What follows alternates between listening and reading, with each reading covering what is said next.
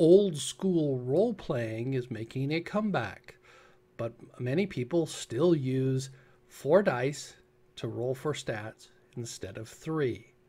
Or do you use 3d6 or 4d6k3?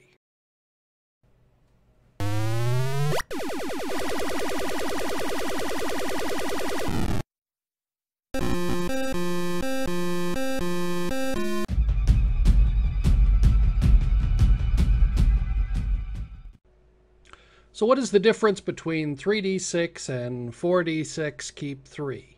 Or whatever you roll, do you just roll 3 six-sided dice, or do you roll 4 six-sided dice and keep the highest 3? That's the notation. 3d6 means I roll 3 six-sided dice. 4d6 means I roll 4 six-sided dice. The k3 refers to keeping the highest 3.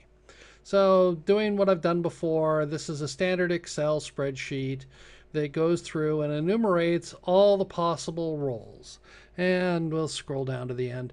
There are 1,290, was it 96, I think. Options were off by 2 because I put things up above. And then we can take a look at what our average is. An average, if you just roll 3d6, is 10.5. An average, if you roll 4 six-sided dice and keep the highest 3, is actually 12.2446. You know, it's a that's the number. It's a rational number, but it does, you know, that things there. So let's just create a interesting little pivot table, and we'll see how that shows up. If you take a look, this is the one. If I've got, you know, the numbers go from 3 to 18. There are 6 ways to get it. This is the number of ways that get it. So there's 1296. And you see this is a standard, what's called a binomial distribution. This distribution is a little bit different. This is the keeping just the highest 3. So then I transferred these over. I did equations to calculate them as probabilities over here. These are just, as you can see, the formula if you want to get into that. But what does that plot out to be? Okay, so here's the normal probability distribution. This is a binomial distribution for a 3d6 with the average right here. If you do 4d6 keep 3, it's a little bit different. You notice it's shifted over, and that goes back to what we saw here, that the average is shifted a little bit more than 1 3/4. So this is the probability. Now, what does that mean for hit points? This is an interesting discussion. So if we take a look at the modifiers, this is for modifiers for Constitution, and I dug this up.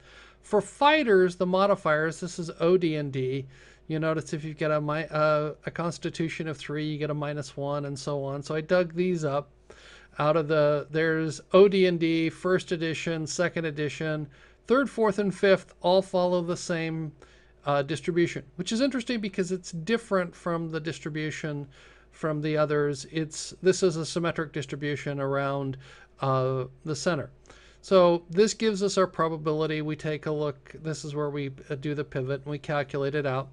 So what does that actually mean if we take a look at the probability of what that does to Constitution?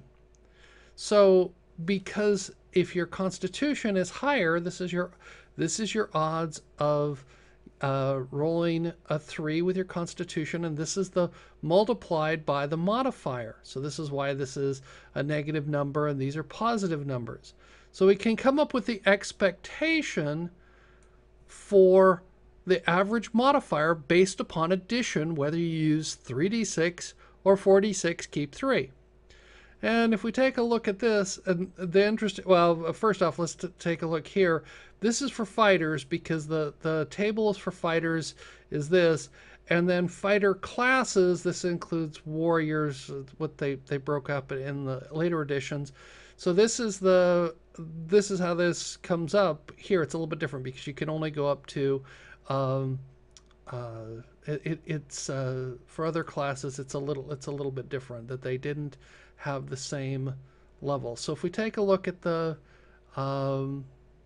in at least in first in OD&D in first edition and second edition, and we're a little bit different. So if we take a look at the fighter constitution modifiers for if you're running 3d6, notice it's in third, fourth, and fifth edition. There's if you did 3d6, it's flatline, no change in expectation. But with OD&D, it's just a little bit. With first edition, it goes up a little bit. With second edition, it goes a little bit more. But look what happens when you go to 4d6. 4d6, keep 3. The expectation changes significantly. Now, like I said, third, fourth, and fifth edition are all flatline. They're the same. There's a big change between second edition to third edition, and then it stays the same. But that's significantly more than what happens in OD&D, or OD&D if you go here. So then if we look at the other constitution modifiers, this is the same thing. We get flatline, and we have a similar probability change. The slope of this curve is a bit steeper, but it's very similar. What does it mean? Okay, it means that if you're by using 4d6, keep 3, where you roll 4 dice and keep the highest 3, it means that your hit points average almost an extra point per die, per hit dice. Average. It's a little bit less, as we saw back here when we come back to the modifiers. It's actually works out to be 0.873.